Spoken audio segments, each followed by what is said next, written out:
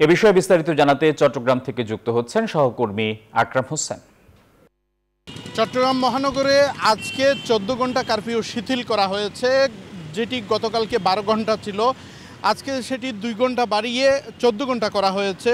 আমাদেরকে চট্টগ্রাম মেট্রোপলিটন পুলিশের পক্ষ থেকে গতকালই এই তথ্য জানানো হয়েছিল। আজকে আমরা চট্টগ্রাম মহানগরীর বিভিন্ন এলাকা ঘুরে যেটি দেখতে পেয়েছি সেটি হচ্ছে দোকানপাট খুলেছে, ব্যবসা প্রতিষ্ঠান খুলেছে, শিল্প কারখানা সহ বেসরকারি প্রতিষ্ঠানগুলো খুলেছে। সাধারণ মানুষ স্বাভাবিকভাবে কাজে যোগ দিচ্ছেন। একই সাথে আমরা আইনশৃঙ্খলা রক্ষাকারী বাহিনীর সাথে কথা বলেছি। তারা আমাদেরকে যেটি জানিয়েছেন, আইনশৃঙ্খলা রক্ষায় এখনও পর্যন্ত তারা মাঠে আছেন এবং নগরবাসীর নিরাপত্তায় তারা নিয়োজিত আছেন বলে আমাদেরকে যেটি জানিয়েছেন।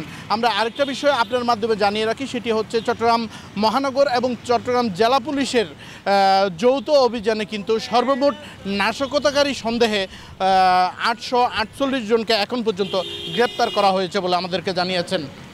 চট্টগ্রাম মহানগরী থেকে এখন পর্যন্ত আমার কাছে ছিল সর্বশেষ।